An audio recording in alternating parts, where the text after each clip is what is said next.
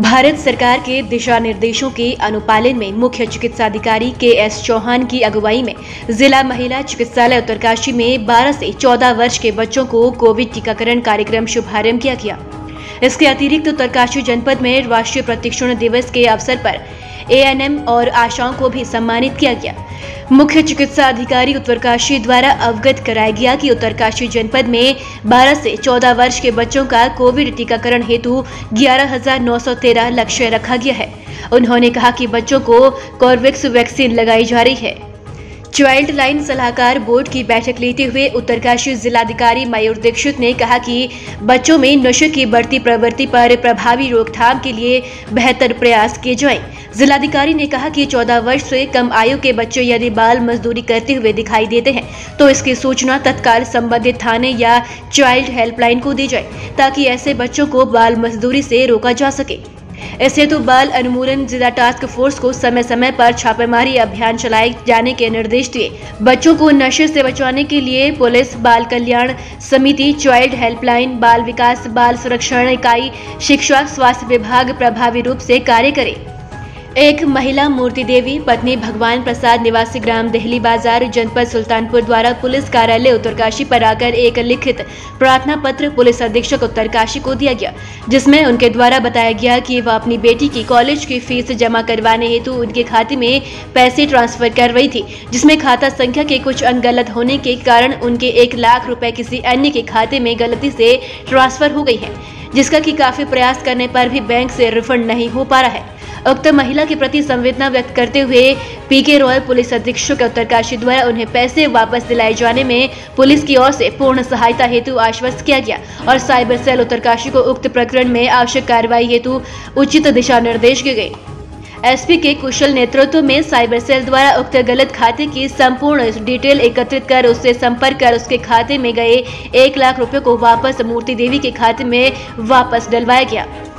Bharatiya Janata party के उत्तरकाशी जनपद के विधानसभा गंगोत्री विधायक सुरेश चौहान, विधानसभा पुरोला के विधायक दुर्गेश्वर लाल और जनपद टिहरी के धनौल्टी विधानसभा के विधायक प्रीतम सिंह पंवार से चिन्यालीसौड़ मंडल के कार्यकर्ताओं ने मंडल अध्यक्ष विजय बडौनी के साथ मिलकर जीत की बधाई और शुभकामनाएं दी। इस अवसर पर मंडल महामंत्री श्यामलाल जोशी, मंडल उपाध्यक्ष संजय कंडियाल, सोशल मीडिया प्रभारी मनीष कुकरेती और भगवती प्रसाद जोशी भी उपस्थित रहे। अंबे फिल्म के बैनर तले बनने वाली गढ़वाली वेब सीरीज व नौनी की शूटिंग मसूरी में शुरू हो गई है। एक सस्पेंस थ्रिलर सीरीज है जिसमें शूटिंग पूर्व में हर्षिल, बागोरी, थराली, मुखवा आदि की खूबसूरत लोकेशन पर की गई है। वहीं फिल्म की शूटिंग मसूरी, कुलड़ी बाजार, कैमल बैक रोड, लंढौर बाजार आदि क्षेत्र में चल रही है, जिसमें फिल्म में मुख्य भूमिका में संजू सिलौड़ी, महक जोशी, राकेश गौड़, अभिषेक मेंदोला, गंभीर जियाड़ा नजर आएंगे। क्या हुआ था कि अब तक गढ़वाली इंडस्ट्री, फिल्म इंडस्ट्री जिसे हम कहते हैं, उसकी अगर सक्सेस नहीं हुई तो वजह ये थी कि वो फीजिबल नहीं रही रिटर्न के लिए। रिटर्न इसलिए नहीं आया कि सिनेमा हॉल आसानी से गढ़वाली मिडिल क्लास जाता नहीं है, और दूसरी बात ये दिक्कत थी कि सीडीज़ में का जो ज़माना था तो पायरेसी होती थी या लोग किराए पे देख लेते थे। पहली बार ओटीटी प्लेटफॉर्म के थ्रू क्या है कि प्रोड्यूसर जो है, जो पैसा लगा रहा है, उसको पैसा वापस सीधा ऑडियंस से उसके पास जाता है। सपोज़ कोई भी वेब सीरीज़ हम लोग देखते हैं नेटफ्लिक्स, उस पर हम लोग उसके लिए पे करते हैं तो वो सीधा प्रोड्यूसर तक जाता है। तो इसलिए ओटीटी प्लेटफॉर्म से काफ़ी चांसेस है कि शायद ये जो गढ़वाली सिनेमा इंडस्ट्री है ये दोबारा एक तरह से इसका पुनर्जागरण हो। मूवी का शूट जो चल रहा है उसे किस तरीके? ये एक वेब सीरीज़ है गढ़वाली जिसका टाइटल है वो नौनी वो लड़की, और ये एक थ्रिलर है, गढ़वाली थ्रिलर, जिसका एक उत्तराखंडी फिल्म इंडस्ट्री में कई लोगों ने बहुत लंबे समय से काम किया है और बड़े प्लेटफॉर्म पे भी फिल्में आई हैं, बड़ी अच्छी फिल्में आई हैं, लेकिन आज तक निर्माताओं को उस तरह का एक रिस्पांस नहीं मिल पाया। अगर उसको फाइनेंशियली कहें हम तो नहीं मिल पाता था। और क्योंकि अब वैश्विक जो फिल्म इंडस्ट्री है उसमें ओटीटी प्लेटफॉर्म का एक नया ट्रेंड आया है, क्योंकि बहुत विकसित टेक्नोलॉजी हो चुकी है, बहुत दुनिया बदल चुकी है, जो कि जनता तक ईजी पहुंचने के लिए सबसे अच्छा ये प्लेटफॉर्म है। और हमें खुशी है कि अनुज जोशी जी, क्योंकि उत्तराखंड के ही नहीं बल्कि हिंदी सीरियल्स के भी बहुत टॉप के निर्देशक रहे हैं आप, तो आपने इस फील्ड को शुरुआत की है, तो निकट भविष्य में ये बहुत अच्छा एक प्लेटफॉर्म है और मुझे आशा है कि इस प्लेटफॉर्म पर हमारे उत्तराखंड की संस्कृति, उत्तराखंड की फिल्म को एक नया जीवन मिलेगा, कलाकारों को नया काम मिलेगा, क्योंकि बीच में कोरोना के कारण सब कुछ अस्त व्यस्त हो गया था। कलाकार बिल्कुल भूखे मरने की नौबत पे थे।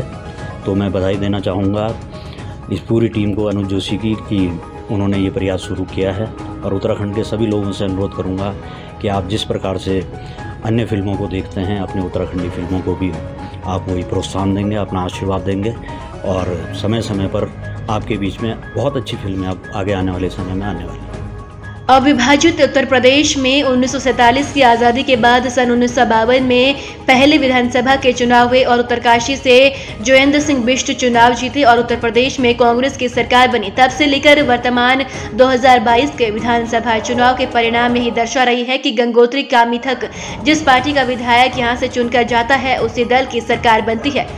उत्तराखंड प्रदेश के अस्तित्व में आने के बाद भी यदि परिणामों पर दृष्टि डाली तो उत्तराखंड के पहले चुनाव 2002 में हुए, तब गंगोत्री से कांग्रेस के प्रत्याशी विजयपाल सिंह सजवाण चुनाव जीते और प्रदेश में कांग्रेस की सरकार बनी। 2007 में भाजपा के प्रत्याशी स्वर्गीय गोपाल रावत विजय हुए और प्रदेश में भारतीय जनता पार्टी की सरकार बनी। फिर 2012 में कांग्रेस की सरकार और वर्ष 2017 में पुनः भारतीय जनता पार्टी की सरकार पूर्ण बहुमत से चुनकर आई और सरकार बनी। लेकिन जिस प्रकार 2022 के चुनाव में कांग्रेस अपनी बारी को लेकर आश्वस्त थी कि अब हमारी बारी है और कांग्रेस की सरकार बनेगी, लेकिन ऐसा नहीं हुआ। गंगोत्री से भारतीय जनता पार्टी के युवा प्रत्याशी सुरेश सिंह चौहान ने कांग्रेस के सपनों पर पानी फेर दिया। भारी मतों के अंतर से अपने विपक्षी, जिसे लोग भारी पहाड़ की संख्या दे रहे थे, को पटखनी देकर विजय भारतीय जनता पार्टी की झोली में डाल दी और प्रदेश में अदला बदली की परंपरा को भी विराम लगाकर एक ही पार्टी सरकार के मार्ग को प्रशस्त कर दिया। लेकिन इस बार पुनः वही सवाल कि आखिर वो कौन सी सरकार बनेगी या किस पार्टी की सरकार को ये श्रेय मिलेगा कि यदि गंगोत्री सरकार बनाती है तो वहां से जीतने वाले विधायक को भी मंत्री बनाकर गंगोत्री को सम्मानित किया जाए।